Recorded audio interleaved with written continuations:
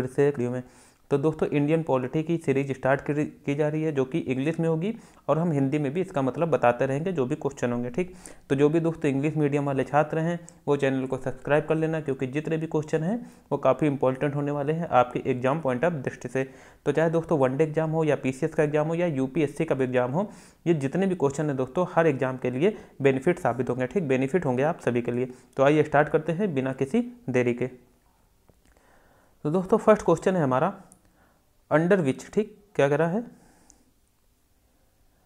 Under which law was the foundation of central administration laid in India. मतलब कह रहा है कि अंडर विच लॉ, ऐसा कौन सा लॉ था जिसके तहत सेंट्रल एडमिनिस्ट्रेशन जो फाउंडेशन था, सेंट्रल एडमिनिस्ट्रेशन का जो फाउंडेशन था वो इंडिया में पड़ा। मतलब कि अगर हिंदी में बात की जाए तो किस एक्ट के तहत, ठीक, किस कानून के तहत भारत में केंद्रीय प्रशासन की नींव रखी गई, ठीक, केंद्रीय प्रशासन की नींव रखी गई। तो दोस्तों याद रखना रेगुलेटिंग एक्ट ऑफ 1773, ठीक, याद रखना regulating act of 77(3). Next question है under which law was the council of control formed in India. तो दोस्तों काउंसिल ऑफ कंट्रोल की बात कर रहा है, under which law was the council of control formed in India. दोस्तों ये जो काउंसिल ऑफ कंट्रोल है इसको नियंत्रण परिषद कहा जाता है। मतलब कि दोस्तों 1784 में ब्रिटिश ईस्ट इंडिया कंपनी में डायरकी रखी गई, मतलब द्वैध शासन जो है स्टार्ट हो गया, डायरकी स्टार्ट हो गई। डायरकी का मतलब क्या था, जो दोस्तों कंपनी के काम थे, ठीक, कंपनी के जो राजनीतिक कार्य थे, जितने भी मतलब पॉलिटिकल फंक्शन थे और जो दोस्तों जितने भी कमर्शियल फंक्शन थे, दोनों को सेपरेट कर दिया गया, अलग अलग कर दिया, ठीक। मतलब कि राजनीतिक और वाणिज्यिक कार्य जो थे वो अलग अलग कर दिए गए थे, जिसमें से दोस्तों काउंसिल ऑफ जो कंट्रोल थी या इसी को दोस्तों बोर्ड ऑफ कंट्रोल भी कहा गया, नियंत्रण परिषद के नाम से भी जाना गया। तो ये दोस्तों किसके तहत इस्टेब्लिश हुआ, तो दोस्तों याद रखना मतलब किसके तहत आया है ना, तो ये दोस्तों पिट्स इंडिया एक्ट ऑफ 1784 के तहत। और दोस्तों याद रखना अगर पूछते हैं कि ईस्ट इंडिया कंपनी में डायरकी भी किस समय आई, ठीक, डायरकी जो है किस समय, द्वैध शासन जो है कब लागू हुआ, डायरकी जो है कब लागू हुआ, तो दोस्तों याद रखना पिट्स इंडिया एक्ट ऑफ 1784 के तहत। ये दोस्तों काफ़ी इंपॉर्टेंट एक्ट है, इससे जितने भी क्वेश्चन है दोस्तों आप लोग बहुत अच्छे से कंसंट्रेशन के साथ देखना, क्योंकि ये जो है काफ़ी कंफ्यूजन भी पैदा कर देगा अगर आप इसको पढ़ोगे नहीं। ये वीडियो आप लोग देख लोगे और 2 से 3 बार देख लोगे तो कोई भी कंफ्यूजन फिर नहीं रह जाएगी। नेक्स्ट क्वेश्चन है by which act the governor of Bengal was named the post of governor general of Bengal. अच्छा दोस्तों देखिए ये जो क्वेश्चन है गवर्नर जनरल और गवर्नर वाला, ठीक, इसमें भी लोगों को काफ़ी कन्फ्यूजन होगी, लेकिन अब जो है आप लोग को कन्फ्यूजन नहीं होने वाली। देखिए अगर पूछ दे कि जो गवर्नर जनरल पहला गवर्नर, अगर दोस्तों पूछ दिया जाए कि जो पहला गवर्नर की बात किया जाए, ठीक, जो पहला गवर्नर था वो बंगाल का, किसका, बंगाल का, ठीक, याद रखना जो पहला गवर्नर था वो बंगाल का, वो कौन था दोस्तों, रॉबर्ट क्लाइव। कौन था दोस्तों, रॉबर्ट क्लाइव, ठीक, याद रखना रॉबर्ट क्लाइव जो था वो बंगाल का पहला गवर्नर था। लेकिन अगर पूछ दे बंगाल का पहला गवर्नर जनरल, अभी इंडिया की बात नहीं आई है, ठीक, याद रखना फर्स्ट गवर्नर ऑफ बंगाल कौन था, रॉबर्ट क्लाइव, लेकिन first governor general of Bengal कौन था। तो दोस्तों याद रखना अभी क्वेश्चन सब जितने भी हैं सब कवर किए जाएंगे क्वेश्चन में, ठीक, लेकिन फिर भी आप लोग एक बार सुन लीजिए। पहला गवर्नर जनरल कौन था बंगाल का, वो था वारेन हेस्टिंग, ठीक, और गवर्नर रॉबर्ट क्लाइव। लेकिन बात की जाए भारत का पहला गवर्नर, भारत का पहला गवर्नर जनरल कौन था, तो वो थे दोस्तों विलियम बेंटिंग। कौन थे, लॉर्ड विलियम बेंटिंग। लेकिन अगर पूछ दिया जाए दोस्तों कि भारत का पहला वायसराय कौन था, वो था लॉर्ड कैनिंग। भारत का अंतिम गवर्नर जनरल कौन था, वो थे लॉर्ड माउंटबेटन। लेकिन पूछते कि भारत का अंतिम भारतीय, पहला और अंतिम भारतीय गवर्नर जनरल कौन था, तो वो थे दोस्तों सी राजगोपालाचारी, चक्रवर्ती राजगोपालाचारी जी, ठीक। तो दोस्तों आई थिंक चीज़ें क्लियर हो रही होंगी। लेकिन ये क्वेश्चन क्या कह रहा है, by which act the governor of Bengal was named was post governor general of Bengal, मतलब कि किस एक्ट के तहत। तो दोस्तों ये जो 1773 का 77(3) का रेगुलेटिंग एक्ट आया था, इसी के तहत गवर्नर ऑफ बंगाल को गवर्नर जनरल ऑफ बंगाल नाम दिया गया, ठीक, गवर्नर जनरल ऑफ बंगाल नाम दिया। याद रखना दोस्तों भारत का गवर्नर जनरल इस एक्ट के तहत नहीं बना, बंगाल के गवर्नर को बंगाल का गवर्नर जनरल बनाया गया, ठीक, याद रखना। तो इसका ऑप्शन कौन सा करेक्ट हो जाएगा, रेगुलेटिंग एक्ट ऑफ 1773, ठीक। नेक्स्ट है which act is also known as settlement act. Settlement act का मतलब है दोस्तों किस एक्ट को सेटलमेंट एक्ट के नाम से भी जाना जाता है, क्या कह दे बंदोबस्त कानून के नाम से भी जाना जाता है। तो दोस्तों वो था हमारा act of settlement amendment act of 1781। क्यों दोस्तों, क्योंकि इसको जो रेगुलेटिंग एक्ट में कुछ कमियां रह गई थी उसको दूर करने के लिए लाया गया था, ठीक। तो इसी को दोस्तों सेटलमेंट एक्ट के नाम से भी जाना जाता है। तो ऑप्शन कौन सा करेक्ट हो जाएगा, दोस्तों ऑप्शन बी करेक्ट हो जाएगा, ठीक, याद रखना। नेक्स्ट है under the regulating act of 1773 a supreme court was establish in Kolkata in 1774। तो दोस्तों देखिए एक चीज़ आपको पता चला कि अगर पूछ देंगे कि सुप्रीम कोर्ट में जो कोलकाता था वो किस सन में इस्टेब्लिश किया गया, तो ये तो पता चल गया 1774, और किस एक्ट के तहत, तो ये भी पता चल गया दोस्तों 1773 जो रेगुलेटिंग एक्ट ऑफ 1773 था, इसके तहत कोलकाता में एक सुप्रीम कोर्ट इस्टेब्लिश किया गया। लेकिन ये क्वेश्चन पूछ रहा है कि वो जो सुप्रीम कोर्ट थे उसके चीफ जस्टिस कौन थे, याद रखना चीफ जस्टिस मुख्य जो न्यायाधीश थे उसकी बात कर रहा, तो वो थे दोस्तों एलिजा इम्पे। कौन थे? Elijah Impey. लेकिन अगर पूछ दे जो अन्य 3 न्यायाधीश थे वो कौन थे, तो दोस्तों याद रखना वो थे चैम्बर्स, लिमेस्टर और हाइड, ठीक, ये जो तीनों थे वो अन्य न्यायाधीश थे, लेकिन जो मुख्य न्यायाधीश थे वो थे एलिजा इम्पे। एलिजा इम्पे याद रखना दोस्तों, ये क्वेश्चन पूछा जा चुका है एग्जाम में, ठीक। नेक्स्ट है अंडर विच एक्ट, किस अधिनियम के तहत डायरकी, वही दोस्तों द्वैध शासन, ठीक, डायरकी जो भी अभी हमने बात की कि बोर्ड ऑफ कंट्रोल और बोर्ड ऑफ डायरेक्टर, मतलब कि दोस्तों नियंत्रण परिषद और जो वाणिज्यिक परिषद थी, कंपनी के कार्यों को द्वैध मतलब कि कंपनी के कार्यों को जो था वो 2 भागों में डिवाइड कर दिया गया था। एक था दोस्तों बोर्ड ऑफ कंट्रोल और एक था बोर्ड ऑफ डायरेक्टर। जो दोस्तों बोर्ड ऑफ डायरेक्टर था इसमें कंपनी के शेयर धारक होते थे, ठीक, और जो बोर्ड ऑफ कंट्रोल था वो राजनीतिक कार्य देखते थे जो कि सीधा क्राउन के द्वारा होता था, ठीक, याद रखना। तो दोस्तों इसका क्या हो जाएगा, हमने ये अभी बात कर चुके हैं, ठीक, हमने बात कर लिया है ये कि पिट्स इंडिया एक्ट के तहत दोस्तों 1784 के तहत ईस्ट इंडिया कंपनी में द्वैध शासन लगा था दोस्तों, उसी डायरकी की बात हो रही है, ठीक, जो कि हमने पहले ही बात कर ली है। नेक्स्ट है under which act employees of the British East India company, ठीक। दोस्तों देखिए ये क्वेश्चन को समझने से पहले एक चीज़ समझ लेते हैं। होता क्या है दोस्तों, जब बक्सर का युद्ध हुआ था तो उसके बाद होता क्या है, दीवानी जो अधिकार थे वो किसके पास आ गए थे, ब्रिटिश ईस्ट इंडिया कंपनी के पास। अब दोस्तों हुआ क्या, नाम का एक पपेट नवाब बना दिया गया था बंगाल का। तो दोस्तों जितने भी कंपनी के लोग थे वो जाते थे किसके पास, बादशाह के पास नजराना लेने, रिश्वत लेने, मतलब कि जो उपहार लेने चले जाते थे, और जितनी भी पब्लिक थी, ठीक, उससे भी दोस्तों उनके काम करने लगते थे। अगर उनको कोई काम करवाना होता था तो दोस्तों वो उनसे उपहार लेते थे और रिश्वत लेने लगे थे।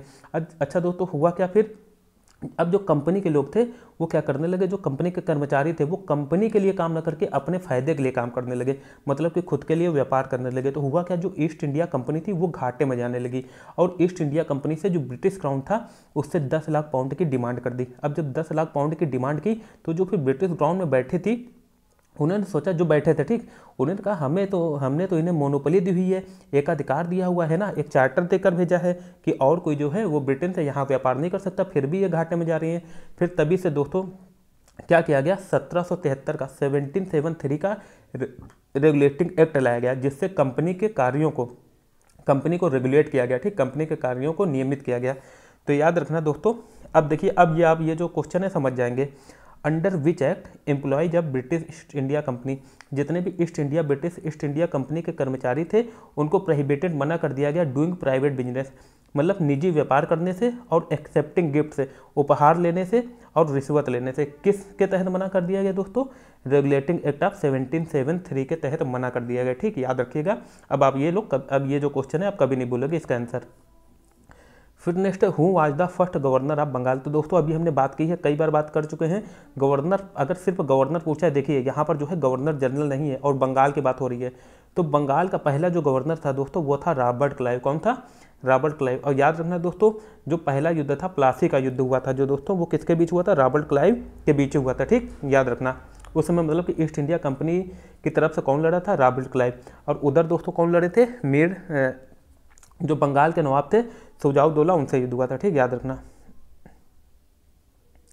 अब आगे चलते हैं हम लोग, सिराजुद्दौला, ठीक, सिराजुद्दौला थे बंगाल के नवाब, उनसे युद्ध हुआ था। Next under which of the following acts the commercial and political function of the British East India company. देखिए बार बार वही क्वेश्चन आ रहा है, देखिए ये 3 से 4 बार क्यों हमने लिया क्वेश्चन, जिससे कि आपके माइंड में एकदम फिट हो जाए, है ना। तो अगर बार बार पूछते कि ब्रिटिश ईस्ट इंडिया कंपनी में द्वैध शासन डायरकी कब हुई, है ना, जो कमर्शियल और पॉलिटिकल फंक्शन थे ब्रिटिश ईस्ट इंडिया कंपनी को किस एक्ट के तहत सेपरेट किए गए, अलग अलग कर दिए गए, तो दोस्तों याद रखिएगा वो था पिट्स इंडिया एक्ट ऑफ 1784, ठीक, याद रखना। नेक्स्ट है under which of the following acts of 4 member executive council, ठीक है, इसको हिंदी में कहें जो कार्यकारी परिषद थी, ठीक, एग्जीक्यूटिव काउंसिल, याद रखना एग्जीक्यूटिव जो काउंसिल थी for the governor general of Bengal was constituted, मतलब गवर्नर जनरल जो बंगाल के गवर्नर जनरल थी उनको सलाह देने के लिए एक कार्यकारी परिषद, एक एग्जीक्यूटिव काउंसिल बनाई गई थी। वो दोस्तों किस एक्ट के तहत बनाई गई थी? तो दोस्तों याद रखना बंगाल के गवर्नर को बंगाल के गवर्नर जनरल किस एक्ट के तहत बनाया गया था? 1773 के एक्ट के तहत। तो दोस्तों तभी तो एक ये कार्यकारी परिषद भी बना दी गई थी, ठीक। तो आप याद रखना 1773 का जो रेगुलेटिंग एक्ट था इसके तहत बंगाल के गवर्नर को बंगाल का गवर्नर जनरल बनाया गया और उसकी हेल्प के लिए, उसकी मतलब सहायता और सलाह देने के लिए एक कार्यकारी परिषद बनाई गई, ठीक, जिसमें कितने मेंबर थे? 4 मेंबर थे। बाद में हम लोग बात करेंगे कि पिट्स इंडिया एक्ट में एक कम होता है, 3 रह जाता है। फिर दोस्तों एक जो एक्ट आता है कौन सा, अभी हम लोग आगे बात करेंगे, ठीक, इसकी, है ना। बस आप लोग जो है वीडियो में लास्ट तक बने रहिए। नेक्स्ट है who was the king of Britain during the regulating act of 1773। अच्छा देखिए यहाँ पर हम किंग की बात क्यों की गई है? क्योंकि दोस्तों ये पहला अधिनियम था, है ना, तो पूछ सकते हैं, है ना, ये इंपॉर्टेंट हो सकता है। जब 1773 का रेगुलेटिंग एक्ट आया था तब दोस्तों जो ब्रिटिश एम्पायर था वहाँ पर क्राउन में कौन बैठा था, मतलब कि ताज में कौन था? तो दोस्तों याद रखना जॉर्ज तृतीय कौन थे? जॉर्ज थर्ड थे, ठीक, याद रखना। नेक्स्ट है who was the prime minister of Britain during the regulating act of 1773। अच्छा ये दोनों देखिए, ताज पता चल गया, ताज में कौन था, है ना, मतलब कि ब्रिटिश एम्पायर कौन था? तो दोस्तों उस समय वहाँ कौन थे? जॉर्ज तृतीय। लेकिन अगर पूछ देंगे कि उस समय दोस्तों प्राइम मिनिस्टर कौन थे, तो दोस्तों याद रखना आप लोग लॉर्ड नॉर्थ थे। कौन थे? लॉर्ड नॉर्थ थे, वहाँ के प्राइम मिनिस्टर थे, ठीक, प्रधानमंत्री थे। फिर नेक्स्ट है under which of the following acts did the British East India company make Calcutta is capital. तो दोस्तों ये देखिए, ये चीज़ याद रखना, जो 1784 का पिट्स इंडिया एक्ट था इसके तहत देखिए क्या पता चला, कंपनी के जो फंक्शन थे इनको सेपरेट किया गया, किसमें? कमर्शियल फंक्शन और जो दोस्तों पॉलिटिकल फंक्शन था उनको सेपरेट कर दिया गया, ठीक। दूसरा डायरकी लागू हुई कहाँ? कंपनी में, ईस्ट इंडिया कंपनी में। और दोस्तों तीसरा याद रखना इसमें दोस्तों जो कलकत्ता था, ब्रिटिश ईस्ट इंडिया कंपनी ने कलकत्ता को, उस समय कोलकाता नहीं था, ठीक, इसका नाम क्या था? कलकत्ता। कलकत्ता को क्या बनाया दोस्तों? अपनी राजधानी बनाई, ठीक, याद रखना। तो ऑप्शन कौन सा हो जाएगा? 1784 का पिट्स इंडिया एक्ट, इसी के तहत कलकत्ता को अपनी राजधानी बनाई। नेक्स्ट है under which of the following acts the territory of British East India Company came to be known as the territory of British dominion. मतलब कह रहा है जो ब्रिटिश कंपनी थी इसके अधीन, ठीक, इसके अधीन जितने भी क्षेत्र थे, जितनी भी टेरिटरी थी उसको ब्रिटिश डोमिनियन का जो थी टेरिटरी कहा जाने लगा, मतलब ब्रिटिश आधिपत्य का जो था क्षेत्र कहलाने लगा, ठीक। वो किस एक्ट के तहत कहा जाने लगा दोस्तों? पिट्स इंडिया एक्ट ऑफ 1784 के तहत, ठीक, याद रखना। नेक्स्ट है under which of the following act Lord Cornwallis was made the governor general of Bengal. दोस्तों याद रखना ये जो लॉर्ड कॉर्नवालिस है, ठीक, इनको 1718 एक्ट के तहत, जो 1718 एक्ट का चार्टर कानून था दोस्तों, उसके तहत इन्हें बंगाल का गवर्नर जनरल बनाया गया। कहाँ का दोस्तों? याद रखना अभी बंगाली की बात हो रही है, इंडिया की बात नहीं चल रही, ठीक।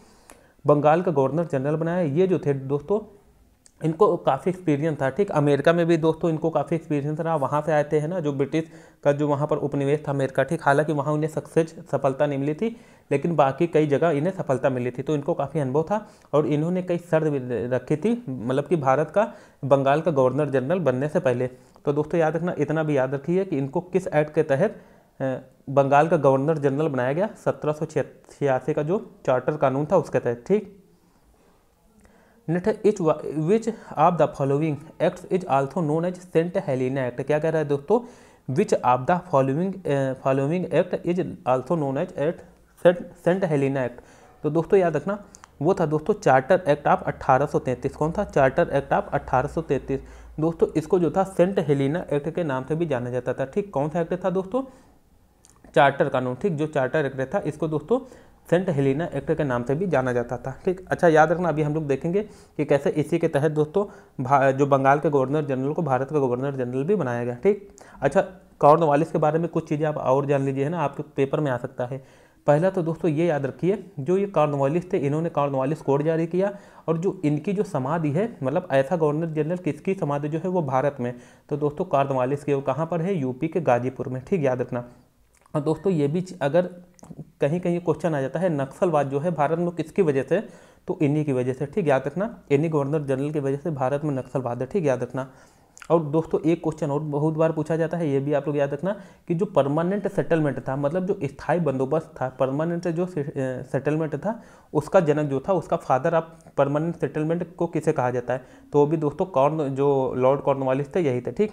तो इसका ऑप्शन कौन सा करेक्ट हो जाएगा? 16, ठीक। सेंट हेलेना एक्ट दोस्तों अफ्रीका में एक जगह थी, याद रखना आप लोग। Which of the following statement is true with reference to the British East India Company under the charter act of 1813। मतलब बता रहा है कि 1813 जो चार्टर एक्ट था उसके तहत कौन सा, उसके संदर्भ में निम्नलिखित में से जो नीचे दो जो कथन दिए गए हैं, जो स्टेटमेंट दिए गए हैं, उनमें से कौन सा ट्रू है, ठीक। तो पहला कह रहा है the companies business monopoly was completed एबोलिश्ड। जो कंपनी की जो बिजनेस मोनोपोली थी, मतलब जो व्यापारिक एकाधिकार था, उसको पूर्णता जो था वो समाप्त कर दिया गया। जो कंपनी का बिजनेस मोनोपोली थी, व्यापारिक एकाधिकार था, उसे पूर्णता समाप्त कर दिया गया। तो दोस्तों क्या सत्य? नहीं, बिल्कुल पूर्णता नहीं समाप्त किया गया था। क्यों? क्योंकि अभी भी चीन और चाय का जो व्यापार था, चीन के साथ और चाय का साथ व्यापार, इसमें इनका एकाधिकार बना हुआ था, ठीक। तो जो पहला स्टेटमेंट है वो एकदम गलत हो जाएगा, ठीक। फिर दूसरा कहता है the administrative monopoly of the company was completely abolished. Administrative क्या हो गया? जो प्रशासनिक एकाधिकार था, है ना। एडमिनिस्ट्रेटिव जो मोनोपोली है यह क्या पूर्णता इसको क्या कर दिया गया? समाप्त कर दिया गया था, एबॉलिश्ड कर दिया गया था? बिल्कुल नहीं दोस्तों, क्योंकि ये तो और भी बाद में हुआ था। व्यापारिक एकाधिकार जो था, जो कंपनी का बिजनेस मोनोपोली थी, ये तो जो कमर्शियल मोनोपोली थी, ये तो दोस्तों पहले ही समाप्त कर दी गई थी। लेकिन एडमिनिस्ट्रेटिव जो मोनोपोली है और बाद में समाप्त की गई थी। तो जब ए गलत है तो बी तो अपने आप गलत है। सी कह रहा है the company business monopoly was reduced.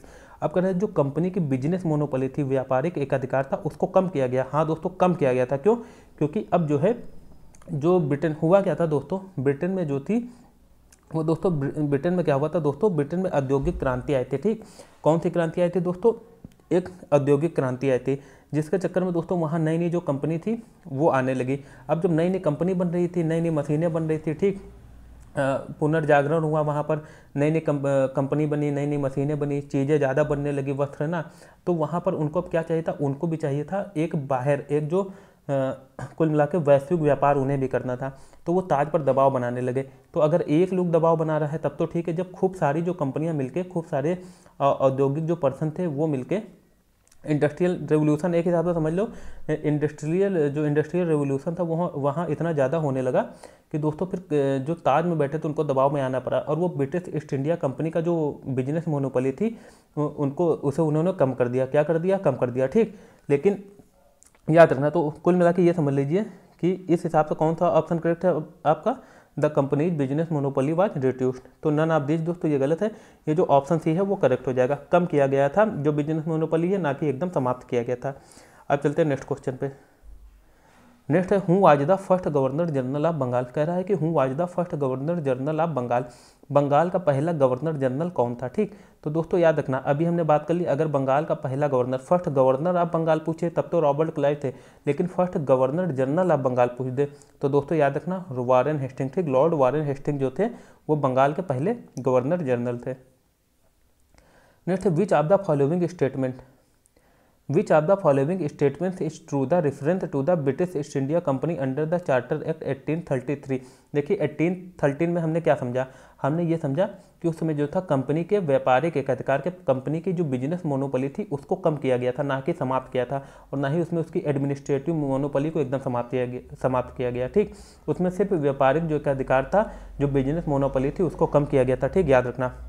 अच्छा देखिए अब 1833 में क्या क्या किया गया था ये भी समझ लेते हैं।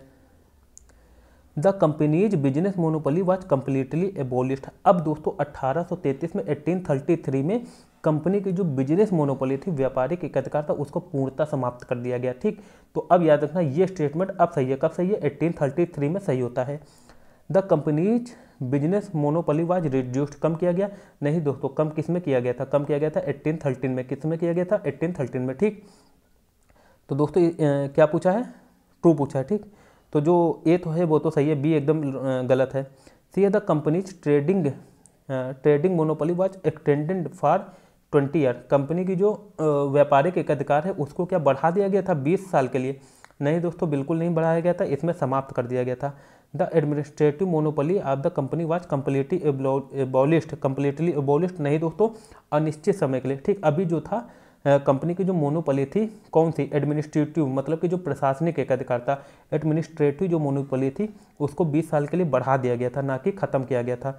तो दोस्तों याद रखना, इसमें पूछा है कौन सा ट्रू है, तो दोस्तों ट्रू कौन सा है, the companies business monopoly was reduced, बाकी जितने भी कथन है वो असत्य है। ठीक, नेक्स्ट है which of the following statements is falls under the charter act of 1833। ठीक, अब देखिए और क्या कह रहा है, इसमें पूछा कि कौन कौन से कथन जो हैं वो असत्य हैं, ठीक, फॉल्स हैं। Announcement of a budget for the whole of India, मतलब कि संपूर्ण भारत के लिए एक बजट, संपूर्ण भारत के लिए एक बजट, होल इंडिया के लिए एक बजट, ठीक, इसकी घोषणा की गई। ये किसके तहत, ये क्या सत्य है, 1833 के तहत। तो दोस्तों ये एकदम सत्य है। ठीक, 1833 में संपूर्ण भारत के लिए एक बजट की घोषणा की गई। The governor general of Bengal was made the governor general of India, बिल्कुल सत्य है दोस्तों। अब यहाँ पर जो 1833 का 1833 का जो चार्टर एक्ट था, इसके तहत बंगाल के गवर्नर को, गवर्नर ऑफ बंगाल को गवर्नर ऑफ इंडिया बना दिया गया। ठीक, गवर्नर जनरल ऑफ बंगाल को गवर्नर जनरल ऑफ इंडिया बना दिया गया। The administrative monopoly of the company was extended for 20 years, जो प्रशासनिक एकाधिकार था इसको 20 साल के लिए बढ़ा दिया गया। हाँ दोस्तों, इसमें भी क्या किया था, इसमें भी क्या किया गया था, जो एडमिनिस्ट्रेटिव मोनोपोली थी उसको 20 साल के लिए बढ़ा दिया गया था। तो ये तीनों तो सत्य हैं, तो लास्ट वाला ही सत्य होना चाहिए। The administrative monopoly of the company was extended indefinitely, मतलब कि अनिश्चित रूप से बनाया, अनिश्चित मतलब कि अनिश्चित समय के लिए बढ़ा दिया गया था। नहीं दोस्तों, ऐसा नहीं था, ये किया गया था 1853 का जब चार्टर एक्ट आया था तब दोस्तों किया गया था। ठीक, इसके पहले नहीं किया गया था। तो दोस्तों ये जो कथन है ये असत्य हो जाएगा। कुल मिला के जो हमारा क्वेश्चन है उसके अकॉर्डिंग कौन सा कथन सत्य होगा, ऑप्शन डी जो है वो सत्य हो जाएगा।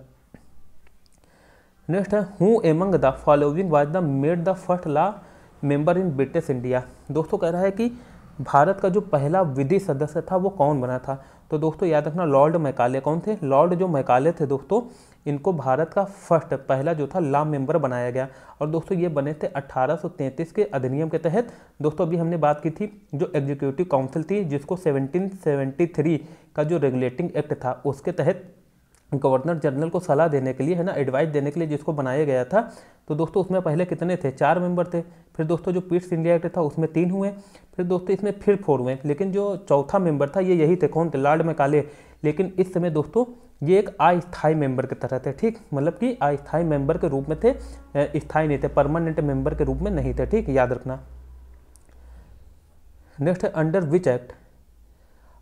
Which act was the Indian law commission formed in British India. अब कह रहा है किस एक्ट के तहत भारत में विधि आयोग का गठन किया गया। क्या कह रहा है दोस्तों, भारत में विधि आयोग का गठन किया गया। तो दोस्तों ये 1833 का था। कौन सा था, 1833 का जो चार्टर एक्ट था, है ना, 1833 का जो चार्टर एक्ट था, इसके तहत भारत में विधि आयोग का जो लॉ कमीशन था, है ना, भारतीय लॉ कमीशन का, इंडियन लॉ कमीशन का गठन किया गया। ठीक, फॉर्म किया गया। ठीक, लेकिन दोस्तों अब जब विधि आयोग का गठन किया गया तभी तो ये पहले विधि सदस्य बने। कौन बने, लॉर्ड मैकाले। तो पहला विधि सदस्य किस एक्ट के तहत बना, 1833।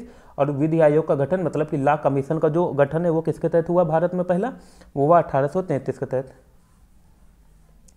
नेक्स्ट है which of the following statement is true under the charter act of 1813। ठीक, देखना है कि 1830 के तहत कौन सा सत्य है, मतलब कि 3 असत्य होंगे और 1 सत्य होना चाहिए, है ना। तो लेकिन देखते क्वेश्चन क्या कह रहा है, हो सकता है सभी सत्य हों।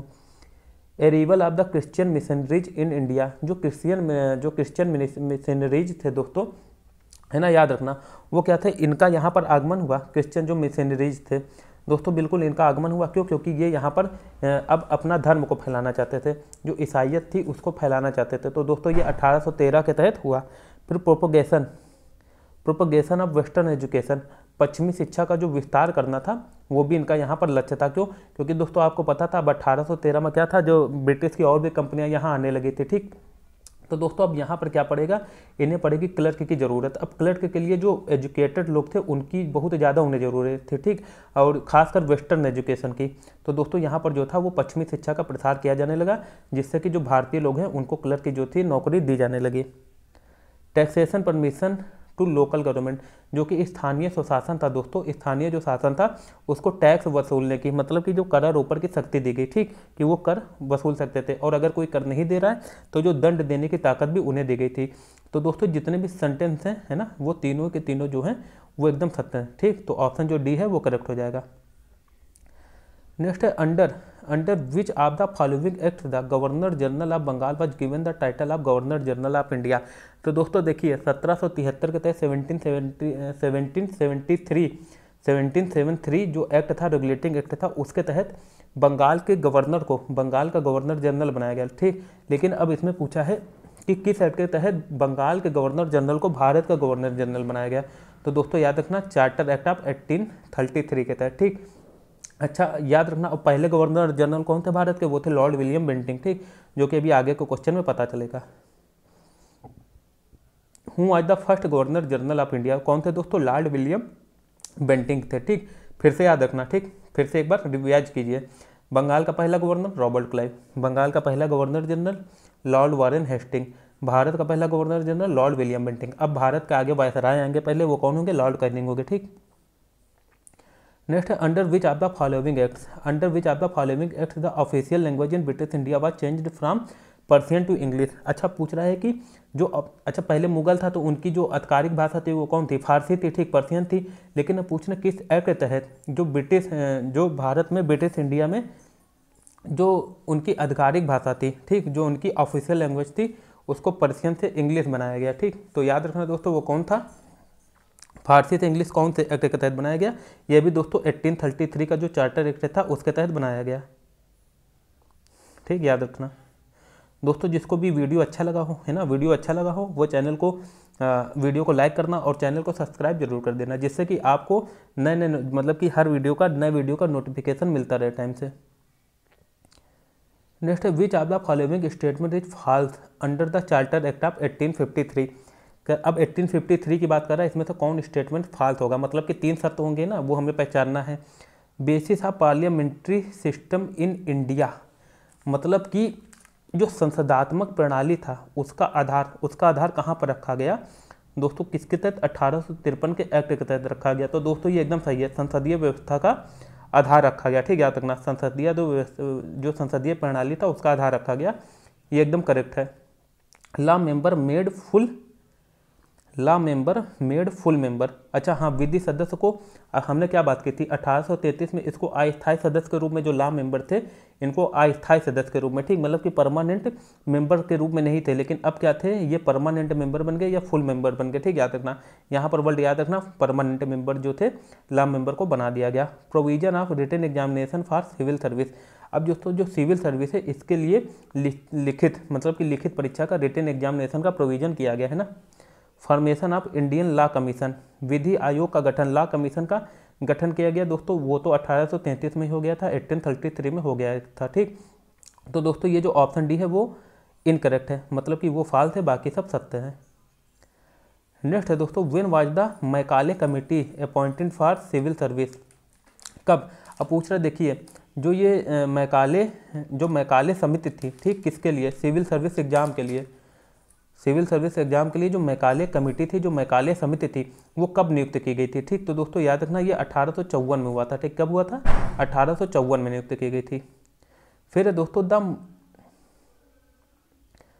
नेक्स्ट है the mausoleum of which of the following governor general थी इन गाजीपुर उत्तर प्रदेश। तो दोस्तों हमने अभी बात की है कि किस गवर्नर जनरल की जो कब्र है वो कहाँ पर है, मतलब जो समाधि है वो कहाँ पर है दोस्तों, अपने भारत में है। और कहाँ पर है, यूपी के गाजीपुर में। तो हमने बात की है लॉर्ड कॉर्नवालिस की, है ना, इन्हीं की थी। अच्छा हमने एक बात और की थी, कौन सी बात की थी दोस्तों, कि लॉर्ड कॉर्नवालिस को किस एक्ट के तहत बंगाल का गवर्नर जनरल बनाया गया। तो 1786 का जो था दोस्तों कानून, उसके तहत बनाया गया था, ठीक। तो याद रखना लॉर्ड कॉर्नवालिस।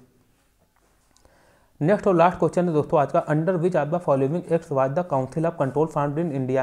कह रहा है किस कानून के तहत काउंसिल ऑफ कंट्रोल, मतलब कि नियंत्रण परिषद की बात की गई है। तो दोस्तों हम 3 से 4 बार इसकी बात कर चुके हैं। 1784 का जो पिट्स इंडिया एक्ट था, पिट्स इंडिया एक्ट ऑफ 1718 जो 4 था दोस्तों, ये यही था, क्या था, इसी के तहत नियंत्रण परिषद की, या हम कहें काउंसिल ऑफ कंट्रोल की जो थी स्थापना की गई, ठीक, मतलब कि काउंसिल ऑफ कंट्रोल को बनाया गया।